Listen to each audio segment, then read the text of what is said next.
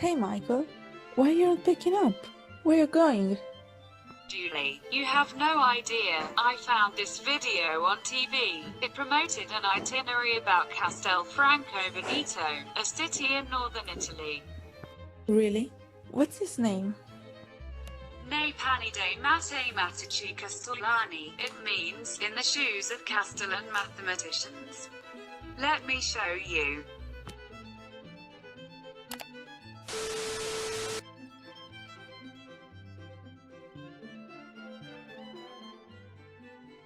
Castelfranco Veneto. Una città che ha visto passeggiare tra le sue vie tanti personaggi che hanno segnato la storia italiana, quanto il numero di sanpietrini che formano le sue strade. Pittori, scultori, ma anche matematici. L'itinerario è costruito proprio sulla vita a Castelfranco dei matematici settecenteschi più conosciuti all'interno del Veneto, e non solo. Il viaggio si concentrerà sui maggiori esponenti della cerchia del conosciuto Jacopo Riccati. Nel corso del 1700, attorno alla figura del matematico castellano Jacopo Riccati, si era creato un circolo di studiosi nel quale venivano discussi tra i più vari temi di architettura e matematica, contribuendo a contrastare la chiusura e l'immobilità della penisola riguardo a certi argomenti scientifici. Riccati fu un importante matematico veneto vissuto tra il 600 e il 700 che concentrò i suoi studi sull'analisi della matematica e l'idrodinamica. Partiamo proprio da lui, a Castelfranco Veneto, in Borgo Treviso, con la visita a Palazzo Riccati.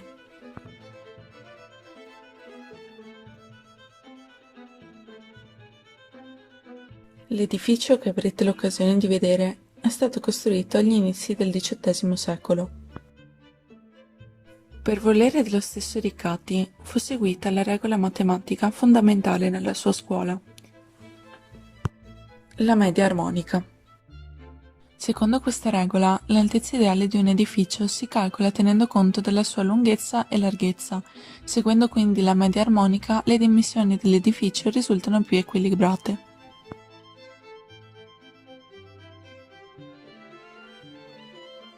Seconda tappa vi aspettano la bellissima Villa Caamata e il suo grandissimo giardino. Situata a Salvarosa, frazione di Castelfranco, è stata progettata e costruita nel primo decennio del Settecento.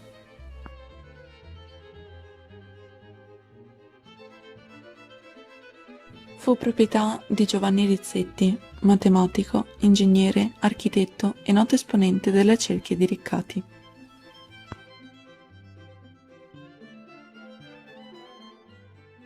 Terza tappa dell'itinerario, conosciamo Francesco Maria Preti, l'ultimo protagonista del nostro viaggio. Anche lui membro importante della cerchia di Riccati, lavora come architetto tra il comune di Castelfranco e Treviso. Vi troverete a Salvatronda, frazione di Castelfranco. L'attuale chiesa parrocchiale è stata progettata da Preti a metà del Settecento, secondo lo stile neoclassico.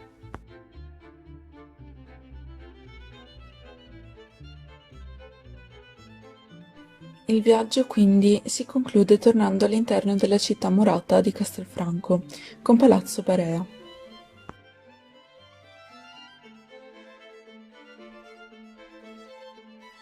Situato all'interno delle mura, in Vicolo del Cristo, fu la dimora di Francesco Maria Preti nei suoi ultimi anni di vita.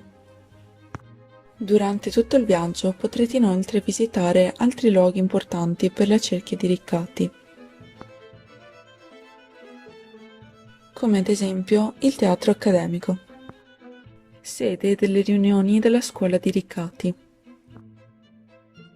e il Duomo di Castelfranco, entrambi progettati dal giovane architetto Francesco Maria Preti.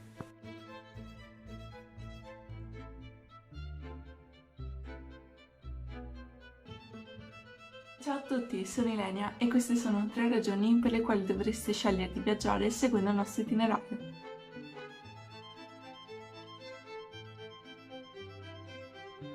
Il nostro itinerario coniuga alla perfezione la vostra voglia di viaggiare e vedere nuove città con il vostro accrescimento delle conoscenze a livello storico e culturale.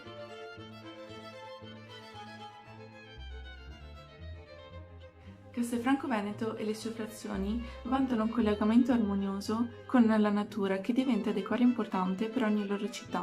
Per chi ama la tranquillità delle campagne e le comodità di una città, Castelfranco è la città perfetta.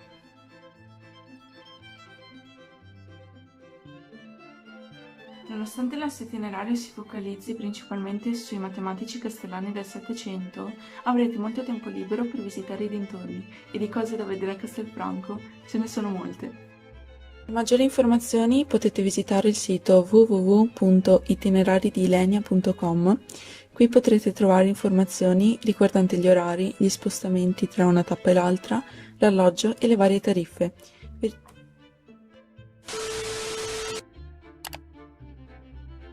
Wow, this video makes me want to visit Castelfranco as well. You should come with me, I'm going there in a few days. Sure, let me book a plane ticket.